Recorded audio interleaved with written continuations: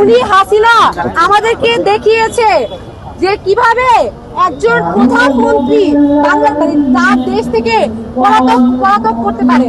আমরা শুনতাম আওয়ামী লীগ বলতো যে খুনি হাসিনা কখনো দেশ ত্যাগ করবে না, আওয়ামী লীগ নাকি কখনো দেশ ছেড়ে যায় না।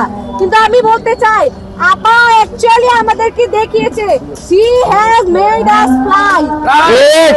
ওবায়দুল কাদের যে কথা বলতো আসলে আপা আজকে আমাদেরকে she has made us fly করেছে। এখন যদি আমরা দেখি এই যে একজন পাগলি 24 মাস আগে দেশ থেকে চলে গেল, সে আর আসলো না। একটা বাংলা গানের মতন সে যে কেন এলো না আমার ভালো লাগে না।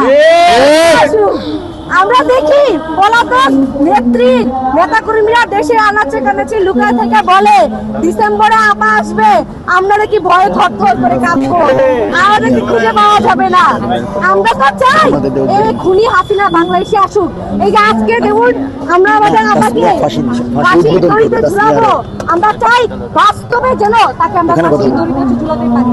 যেই দিন বাংলাদেশে এই খুনি হাসিনাকে ফাঁসির দড়িতে ঝুলানো যাবে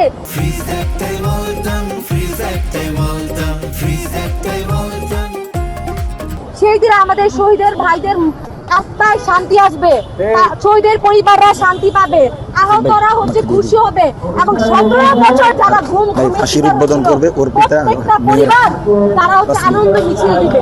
আমরা দেখেছিলাম ঠিক 24 মাস আগে শাহবাগের দৃশ্য কি ছিল, ঈদের আনন্দ ছিল, প্রতিটা রাস্তায় ঘাটে জনগণ কিভাবে উল্লাস করছিল।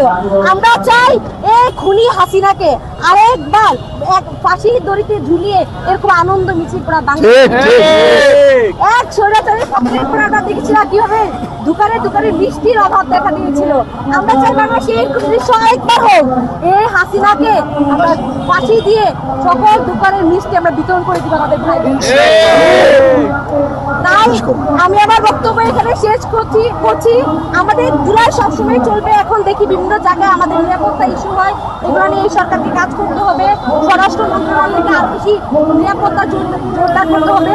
ইনকিলাব জিন্দাবাদ, বাংলাদেশ জিন্দাবাদ।